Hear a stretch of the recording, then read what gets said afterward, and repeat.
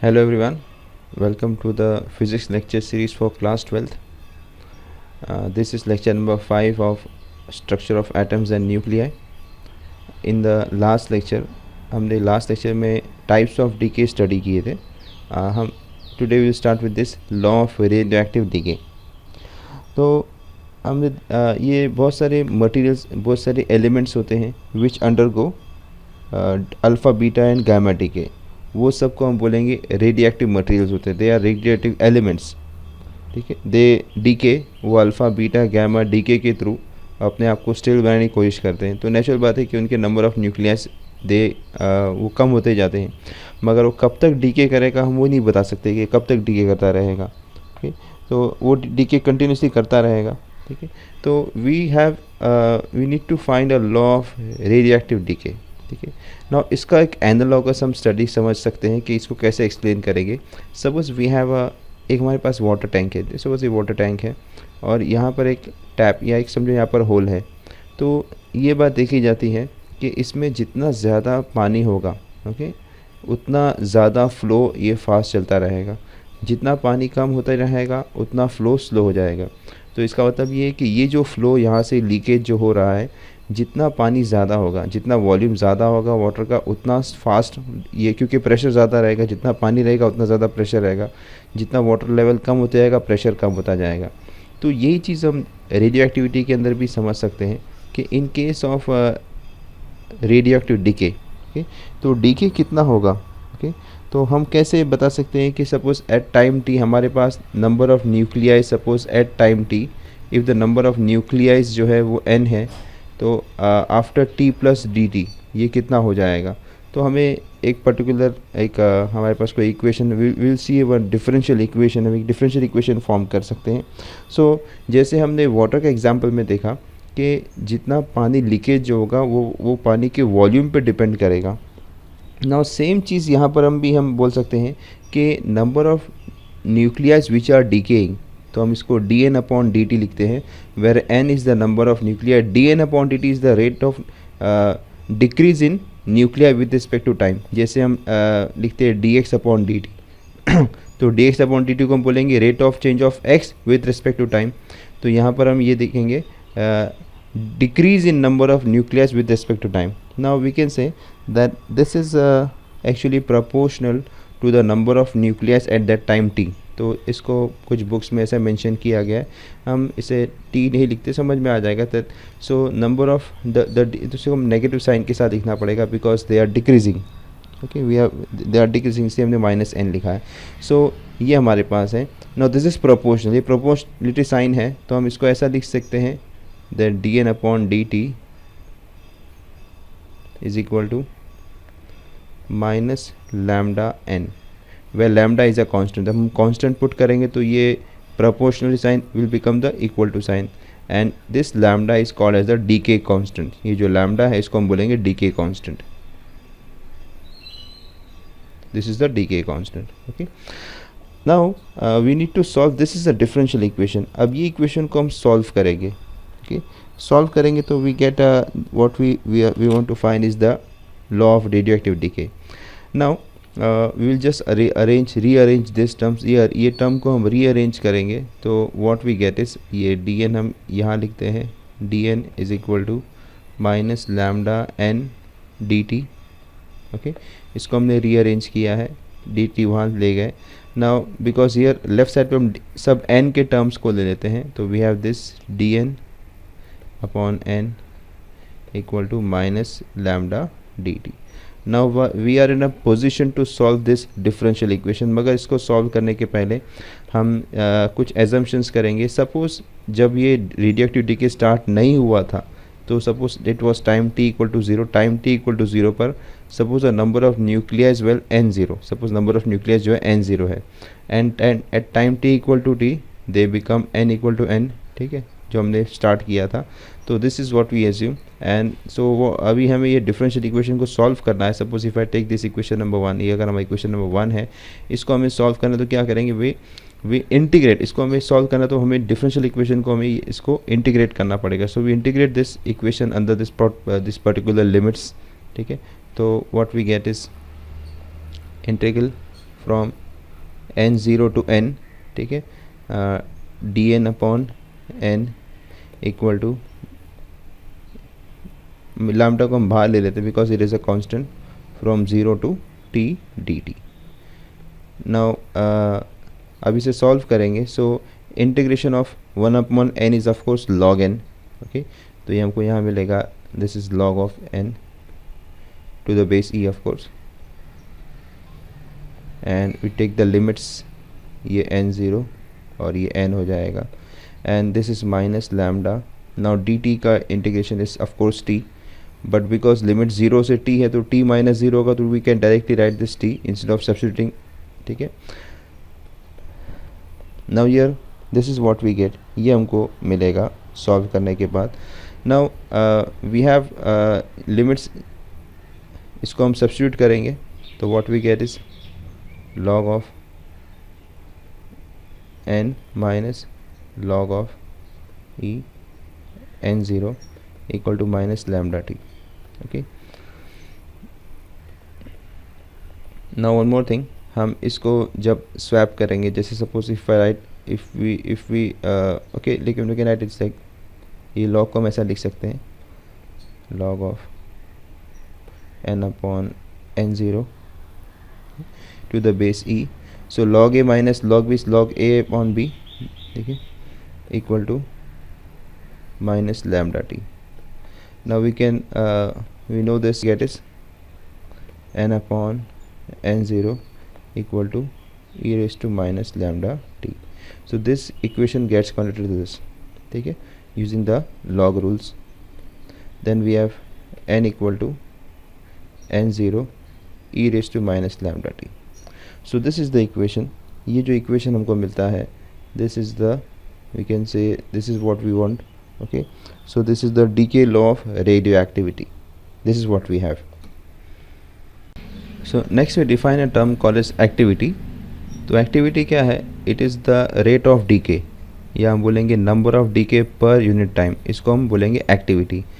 so अगर हम mathematically लिखेंगे activity को, so एक्टिविटी अगर हम a से लिखते हैं तो a is equal to minus d n upon d t. ये हम एक्टिविटी को इस तरह से डिफ़ाइन करेंगे. नाउ पिछले स्लाइड्स में हमने देखा था कि d n was equal to minus lambda d t, sorry lambda n d t. so we rearrange the terms, तो हमें क्या मिलेगा, we have this dn upon dt rather minus, यहाँ ले लेते हैं हम लोग, तो this is equal to lambda n. but what this, ये तो a हो जाएगा left hand side, so this a is equal to lambda n. now we have derived from the law of radioactivity के we have n equal to n0 e raised to minus lambda t. ठीक है, तो ये n हम यहाँ पर substitute करेंगे. Suppose ये इक्वेशन 1 है, तो अगर ये n की वैल्यू हम इक्वेशन 1 में सब्स्टिट्यूट करेंगे तो हमें क्या मिलेगा, a जो मिलेगा a is equal to lambda, ये n की जगह ये पूरा सब्स्टिट्यूट कर देंगे हम लोग, तो we have n0 e raise to minus lambda t.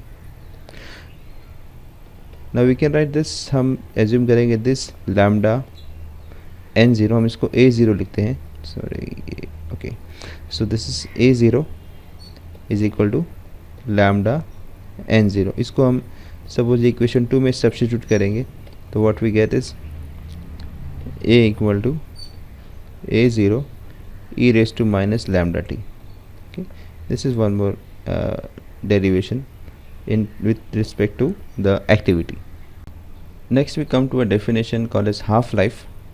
तो हाफ लाइफ क्या है, it is the time required by radio active nuclear to decay to half of its original number. ठीक है, तो जैसे सपोज़ हमारे पास इनिशियली अगर if the number of nuclear suppose at one time it is suppose n, अगर मान लो n है तो जितने वक्त में ये n का आधा हो जाएगा, ठीक है, जैसे n था तो थोड़ी देर बाद या जितनी भी देर बाद ये आधा हो गया, n से n हाफ हो गया, क्योंकि डीके कर रहा है. डीके करेगा तो उसके नंबर ऑफ न्यूक्लियस कम होते जाएंगे. तो ओरिजिनल अगर n था और अभी n/2 हो गया तो ये जितना टाइम एलैप्स हुआ इसको बोलेंगे हाफ लाइफ. ठीक है, इसको हम बोलेंगे, इसको हम टी हाफ से डिनोट करेंगे. So this is the t half. Now let us find an expression for t half. तो we have this law of radioactive decay. ये हमारे पास law of radioactive decay से we get this equation lambda t. तो suppose original हमारे पास ये तो n0 is the number of nucleus when the decay just starts, यानी n0 तो ओरिजिनल नंबर ऑफ है, नंबर ऑफ एलिमेंट्स हैं, न्यूक्लियर रेडिएटिव एलिमेंट्स है, न्यूक्लियस बोलेंगे, लेकिन number of nucleus is n0 original. तो suppose after t equal to t half, जिसको हम बोलेंगे हाफ लाइफ, तो ये जो नंबर है ये n हो जाएगा n0/2, हाफ हो जाएगा. तो at time t equal to t half life में क्या हो जाएगा, नंबर जो उसके आधे हो जाएंगे. तो अभी हम इसको सब्स्टिट्यूट करेंगे ऊपर. तो n की जगह हम लिखिए कि n0/2, ये हो जाएगा n0/2 equal to n0 e raise to minus lambda t half. इसको हम टी हाफ लिखते हैं. सो यार n0 will get cancel out. तो हमें ये मिलेगा 1/2 equal to e raise to minus lambda t half. Now this equation, इसको हम सॉल्व करेंगे. So what we get is, इसको हम सॉल्व करके ऐसा रीअरेंज भी कर सकते हैं. तो we get this 1 because e raise to minus half, तो ये नीचे जाएगा तो प्लस हाफ हो जाएगा 1/2. So what we get is e raise to lambda t half equal to 2. So what we get is lambda t half is log e base 2. So then what we have is t half is log 2 to the base e upon lambda, and of course log 2 to the base a is 0.693. So this t half, the half life is 0.693 upon lambda. So this is the derivation. So अगर हमें decay constant दिया हुआ है किसी भी radioactive element का, तो we can find the t half, the half life of that particular element. Now apart from half life, we also use the term average life of a radioactive species. तो average lifetime क्या होता है, हम ये देखते हैं कि suppose अगर हमारे पास एक रेडियो एक्टिव एलिमेंट में number of nucleus where suppose n0 at time t, तो आफ्टर हाफ लाइफ उनकी जो नंबर ऑफ़ न्यूक्लियस कम हो जाएंगे, आधे हो जाएंगे. ठीक है. फिर और थोड़ी देर बाद और हाफ लाइफ के बाद फिर n0/4 हो जाएंगे, ऐसे कम होते रहेंगे. तो हम ये देखते हैं कि ये इस टाइम पीरियड के अंदर बहुत सारे न्यूक्लियस डीके हो गए, आधे कम हो गए. तो जो आधे बचे उनकी लाइफ इनसे ज़्यादा थी. ठीक है. अभी यहाँ से हम यहाँ पर गए तो जितने थे हमारे पास n0/2, उसमें से और आधे ख़त्म हो गए. तो ये जो बचे हुए उनकी लाइफ उनसे ज़्यादा थी. ठीक है ना. तो ये डीके होते रहेंगे, जो लास्ट से बचते रहेंगे, जितने भी बचे हुए उनकी लाइफ पहले वालों से ज़्यादा है. तो हम एक क्योंकि यहाँ पर जितने भी न्यूक्लियस सबकी लाइफ टाइम सेम नहीं है, सबकी लाइफ जो बचे हुए उनकी लाइफ बड़ी हुई, जो डीके हो रहे हैं उनकी लाइफ कम हो गई. तो हम एक एवरेज लाइफ कैलकुलेट कर सकते हैं, average life of the radioactive species कर सकते हैं. तो वी हैव दिस, हम ये फाइंड करेंगे अभी. Now see what we have the number of nuclei decaying between time t and t plus dt. अगर हम ये देखेंगे तो ये हमें मिलेगा what we have is this dn, जो हमने पिछले डेरिवेशन में भी कर चुके हैं. सो दिस dn, अगर हम नेगेटिव साइन को अगर हम इग्नोर करते हैं, तो this is actually lambda n0 e raise to minus lambda t dt. ठीक है. So this is the number of nuclei decaying between time t and t plus dt. ये हमको मिलेगा नंबर ऑफ न्यूक्लियाइज. अब ये एवरेज लाइफ टाइम अगर हमें find करना है, तो सपोज सिर्फ average life time is suppose tau, ये हम टाउ से डिनोट करते हैं. तो ये हमें कैसा मिलेगा, we have to divide it by number of n0. Okay. और जितने भी न्यूक्लियस जो है डीके हुए हैं इस पर्टिकुलर टाइम पीरियड में, फ्रॉम दिस 0 टू इन्फिनिटी हम बोलेंगे, बिकॉज ये कब तक डीके करेगा हमको पता नहीं है. Okay. So we have this lambda, इसको हमको t से मल्टीप्लाई करना पड़ेगा. ठीक है. t n0 e raised to minus lambda t dt. Now lambda can come out, okay, n0 is also can come out. So what we get is this is lambda, and we have this integration from 0 to infinity t e raised to minus lambda t dt. ये tau हमें मिलेगा. Now in order to solve this particular integration we need to do integration by parts. तो integration parts करेंगे तो ये what we get is 1 lambda square मिलेगा ये. तो we see this gets cancelled out, lambda gets cancelled out, so we get this tau, the average lifetime is 1 lambda. तो ये हमको मिलेगा 1 lambda. So this is the derivation for the average lifetime. So we can have the relation, हमने इसके पहले जो किया था half life is 0.693 upon lambda है. ओके, तो हम जो है 1 lambda की जगह हम tau सब्स्टिट्यूट कर देंगे तो we get this relation between t half, so this is, and tau, this is the average of lifetime 0.693. so this is the relation. Okay, we can even write in the opposite way. if we are given this one, तो हम ये t half 0.693, so you can have this relations we can use in the problems. Okay, now next is the topic we study is the nuclear energy.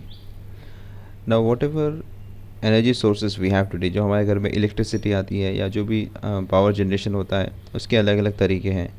एक तरीका है by burning the fossil fuels. ठीक है, एक fossil fuels जो burn करते हैं जिसमें कोल है, पेट्रोल है, डीजल है जो मिलता है हमें. देन उसके अलावा भी दूसरे तरीके जिससे एनर्जी जनरेट की जाती है. Then we have dams. ठीक है, वाटर कलेक्ट करके डैम्स में स्टोर किया जाता है और उसे रिलीज़ करते वक्त में we can use turbines are used, और टर्बाइन से वी कैन जनरेट एनर्जी. ठीक है, there are also other forms like we can have solar energy. Solar panels use करते हैं एनर्जी जनरेट करने के लिए. देन विंड टर्बाइंस भी यूज़ करते हैं. So this are some of the sources, but one of the major source is this one, fossil fuels.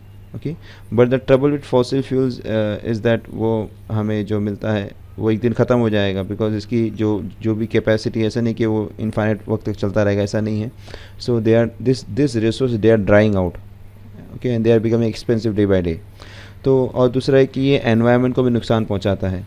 तो हमें एक हमारे पास है option, that is a nuclear energy. We will discuss in of course detail afterwards, but हम ये पहले समझेंगे कि न्यूक्लियर एनर्जी एक्चुअली इससे हम क्या, what is this nuclear energy about. So when any of the radioactive element, okay, we can get energy from this radioactive element using the nuclear reactions. तो जब भी कोई न्यूक्लियर रिएक्शन होगा energy is released. ठीक है, अब जैसे हमने कुछ लेक्चर्स पहले हमने स्टडी किया था बाइंडिंग एनर्जी. तो बाइंडिंग एनर्जी क्या है? This energy is required to hold all the number of nucleons in the nucleus. ठीक है, इतनी एनर्जी हमको देना पड़ा. तो जब ब्रेकअप होगा न्यूक्लियस तो उतनी एनर्जी हमको फिर से मिलेगी. ठीक है, तो एटम्स जब ब्रेकअप होता है एटम्स, तो हमें जो एनर्जी मिलती है वो it is hardly around electron volts के अंदर मिलती है. But when nucleus they break we get energy in terms of mega electron. Tremendous amount of energy is released when this nucleus undergo any of the nuclear reaction. ठीक है, तो वो energy हम उससे यूज़ कर सकते हैं. अब ये दो तरीके जिससे हम न्यूक्लियर एनर्जी को हम रियलाइज़ कर सकते हैं. तो न्यूक्लियर फिशन. तो न्यूक्लियर फिशन में क्या होगा, वी हैव हैवी न्यूक्लियाइज, जैसे यूरेनियम है. ठीक है, तो ये जो पर्टिकुलर एलिमेंट है it has a large atomic number, इसका एटॉमिक नंबर ज़्यादा है, इसके अंदर कॉन्स्टेंट ज़्यादा है. तो ये जो है ये ब्रेक होगा इनटू टू. ठीक है, ये जो है ये डीके होगा and it can form around daughter nucleus. तो ये जो एनर्जी रिलीज़ करेगा वो न्यूक्लियर फिशन होता है. so breaking larger nuclei into smaller ones. Nuclear fusion जो है ये भी एक तरह का न्यूक्लियर एनर्जी हमको जनरेट करके दे सकता है. इसमें क्या करेंगे, लाइटर न्यूक्लियाइज जिनका एटॉमिक नंबर बहुत कम है, they fuse together to form a big nuclei. तो इसमें भी हमको जो एनर्जी रिलीज होगी that can be used for as a nuclear energy source. So now we'll study this in detail. Now we'll see this both. Now we consider nuclear fission. So as we saw that nuclear fission में क्या होता है, हमारे पास एक heavy nucleus होता है, okay, और उसको break करके we get daughter nuclei and we get a large amount of energy. So one of the nuclear fuel, हमारे पास यूरेनियम यूज़ करते हैं. यूरेनियम के बहुत सारे आइसोटोप्स हैं. सो नेचुरली अकरिंग जो आइसोटोप है वो यूरेनियम 238 है, विच इज़ एक्चुअली 99% जो यूरेनियम मिलता है वो ये मिलता है. Okay, but this can not be use. Okay, तो इसे एनरिच करना पड़ता है. ओके, तो एनरिच करके उसे यूरेनियम 235 बनाया जाता है. ओके, दिस तो many countries they know how to enrich this, and if they know how to enrich this they can make a nuclear bomb. So ये enrich के किया जाता है. By the way, हम यहाँ पे nuclear bomb नहीं study कर रहे, we are studying how we can use nuclear fission as for energy generation. तो ये हमको मिलता है uranium 235-92. Now this uranium 235-92, ठीक है, actually हमें तो what we require as a nuclear fuel is uranium 236 ये चाहिए, because this is violently active. तो ये यूज़ करते हैं, मगर ये नेचुरली अवेलेबल नहीं है, पूरा डिके हो चुका है ये. तो मगर हम यूरेनियम 235 को कन्वर्ट कर सकते हैं. तो what happens as given in this, you can see this diagram. ये डायग्राम हमारे पास है. ये डायग्राम में क्या, we have this uranium 235. So it is bombard with a neutron. एक न्यूट्रॉन से इसको बॉम्बार्ड किया जाता है. So this uranium 235 it becomes 236 and this is voluntary active. तो ये जब डीके करेगा तो डीके करने पर ये we get 2 daughter nucleus, barium and krypton, and apart from this on an average we get 3 more neutrons. तो ये 3 जो न्यूट्रॉन है ये और 3 हमारे पास जो यूरेनियम 235 उसको हिट करेंगे, वो और 236 बनाएगा, और इस तरह से एक हमें रिएक्शन मिलता रहेगा. By the way, in this particular reaction, ये पर्टिकुलर रिएक्शन हम देखते हैं कि जब डीके होगा तो a large amount of energy is release in form of heat. ठीक है, और ये हीट को हम अलग अलग फॉर्म ऑफ एनर्जी में कन्वर्ट करके इसे यूज़ कर सकते हैं. तो यहाँ पे जो एनर्जी जो रिलीज़ होगी, क्योंकि हम देखते हैं कि ये जो न्यूक्लिया जब ब्रेकअप होता है तो इसकी जो बाइंडिंग एनर्जी जितनी हमने ये अगर हम मास कैलकुलेट करेंगे, suppose if we calculate the mass of the parent nuclei, तो जो मास पेरेंट न्यूक्लियाई का है ये दोनों को ऐड करके भी दोनों मास सेम होना चाहिए, मगर ये जो डॉटर एलिमेंट्स का जो मास है वो कम रहता है. तो बाकी जो मास जो लॉस हुआ है it gets converted into form of energy which can be used. Next is before starting with fusion के पहले हम ये भी देखेंगे, we have something called as uranium nuclear reactor. तो न्यूक्लियर रिएक्टर्स एक we have something called as nuclear reactor, जहाँ पर यूरेनियम का फिशन होता है, एक कंट्रोल वे में होता है. Okay, it doesn't goes out of control. So we have a device. Okay, तो इसके अंदर we have uranium as the fuel. ठीक है, जैसे U-235 is the nuclear fuel. ये फ्यूल की तरह यूज़ किया जाता है, और इसके साथ कंट्रोल रॉड्स भी होती है. They are made of boron. तो वो जो है रिएक्शंस को कंट्रोल करने के लिए, क्योंकि ये जो U-235 को हम अगर बॉम्बार्ड करते हैं न्यूट्रॉन से तो इट बिकम्स U-236. ओके, और वो वॉयलेंटली रिएक्ट होता है. अगर उसको कंट्रोल नहीं किया गया तो बहुत बड़ा एक्सीडेंट हो सकता है, न्यूक्लियर एक्सीडेंट हो सकता है. तो वी हैव ये यूरेनियम न्यूक्लियर रिएक्टर्स में the nuclear reactions they occur in a controlled way. Okay, इससे पावर जनरेशन भी कर सकते हैं. Now in nuclear reactions we have a chain reaction. So chain reaction में क्या होता है कि जैसे हमने इसके पहले देखा, वी हैव यूरेनियम रिएक्टर. तो in any reactor we have some fuel. So suppose if we have this uranium 235. So इसमें क्या होगा, व्हेन न्यूट्रॉन इज़ बॉम्बार्डेड, इसे हमें रिएक्शन को स्टार्ट करना है तो a neutron is bombarded. So this neutron hits this particular uranium 235, so it becomes U36 and it violently reacts and fissions. We get a fission reaction. Fission reaction के वजह से हमें ये इसके दो डॉटर एलिमेंट मिलते हैं and it produces 3 neutrons are about तीन न्यूट्रॉन प्रोड्यूस करता है and a large amount of energy in the form of heat is set out. These 3 neutron they hit 3 other uranium atoms. तो ये एक neutron ने जो हिट किया इससे ये तो न्यूरॉन ये जो है यूरेनियम न्यूक्लियाई जो है फिशन होगा और ये 3 न्यूट्रॉन्स को और प्रोड्यूस करेगा. ये 3 दूसरे 3 को हिट करेंगे और हर यूरेनियम 235 जो 236 बन जाएगा वो और 3 न्यूट्रॉन्स को हर एक 3 न्यूट्रॉन्स कंट्रीब्यूट करेगा. So of course here in this what we see is there are after this we have 9 neutrons. ये 9 न्यूट्रॉन्स जो है 9 यूरेनियम एटम्स को हिट करेंगे. तो इस तरह से ये बहुत ही कम वक्त में tremendous amount of heat produce हो जाती है. This is because of the chain reaction. इसको बोलते हैं chain reaction. Okay. Now next type of nuclear reaction apart from nuclear fission is nuclear fusion. तो न्यूक्लियर फ्यूजन में क्या होता है? It is the process by which 2 light nuclei fuse together to form a heavier nuclei releasing a tremendous amount of energy in it is called as a nuclear fusion.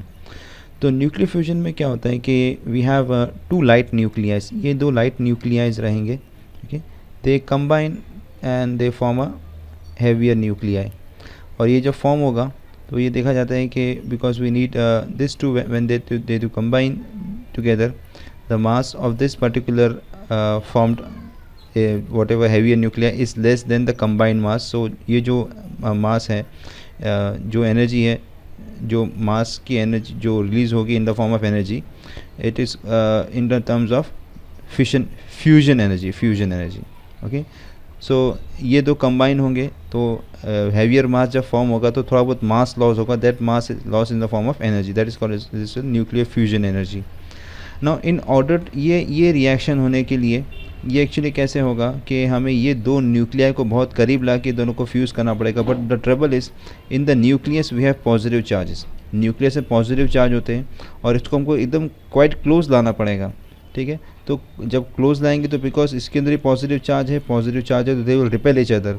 सो इतनी energy provide करना पड़ेगा हमें कि this energy must overcome the electrostatic force of attraction between repulsion between the 2 positive charges. तो उसका एक हम ये ऐसे कर सकते हैं कि इसके जो इलेक्ट्रॉन्स है उसको निकाल दें. Just we have the nucleus and apart from this we must also provide extremely large temperatures. ज़बरदस्त टेम्परेचर्स की ज़रूरत होगी. तो ज़बरदस्त बहुत ज़्यादा temperature maybe thousands maybe इससे भी ज़्यादा टेम्परेचर की ज़रूरत पड़ेगी. तो उस टेम्परेचर पे क्या होगा इनकी मोबिलिटी बहुत ज़्यादा बढ़ जाएगी. काइनेटिक एनर्जी बढ़ जाएगी and in that case they can fuse. So such reactions, nuclear fusion reactions, they are taking around in the universe. जो stars form होते हैं stars, तो stars जो form होते हैं उसमें क्या होता है कि hydrogen atom they combine to form helium. तो वहाँ पे न्यूक्लियर फ्यूजन रिएक्शन होते हैं and the temperature is around 1,000,000 degree Celsius. बहुत ज़्यादा ज़बरदस्त टेम्परेचर होता है. Even whatever energy we are getting from the sun, तो सन से जो हमको एनर्जी मिलती है तो सन के अंदर भी जो रिएक्शन हो रहा है वो न्यूक्लियर फ्यूजन रिएक्शन हो रहा है. तो उससे इतनी ज़बरदस्त एनर्जी पता नहीं कितने बिलियंस इससे जो बताया जाता है कि they are this reaction taking for the past billion years और भी आगे इतने चलता रहेगा. तो वहाँ पे टेम्परेचर इतना ज़्यादा है कि ये फ्यूजन रिएक्शन इज़ पॉसिबल और इससे इतनी एनर्जी हमको मिलती है. We are millions of kilometres away from the sun and still we are receiving so much heat and energy from the sun. So this is how the nuclear fusion reaction takes place. Now apart from the benefits of the nuclear reactors, उसके बहुत सारे harmful effects भी हैं. ठीक है. तो ये nuclear energy ये हमको क्या देता है कि बहुत कम वक्त में बहुत ज़बरदस्त एनर्जी प्रोवाइड करता है. Okay. As compare to other sources इसके अंदर जो हमें मटेरियल लगता है वही बहुत कम लगेगा. बट इसके हार्मफुल इफ़ेक्ट्स में क्या है कि many of the countries they now possess atom bombs और न्यूक्लियर बॉम्ब्स और उसके पास वो न्यूक्लियर बॉम्ब्स की कैपेबिलिटी की they can destroy the entire country. जहाँ पर ये न्यूक्लियर बॉम्ब्स फेंके जाते हैं उस जगह मतलब वो radiations they can the radiations will be there for maybe around 100 years और 500 ईयर्स वो चलते रहेंगे रेडिएशंस। और जो सर्वाइव भी कर लिया वो उसे कैंसर हो जाएगा, उसके ऑफ स्प्रिंग्स को कैंसर हो जाएगा। तो ये बहुत सारे डेंजर्स एसोसिएटेड है।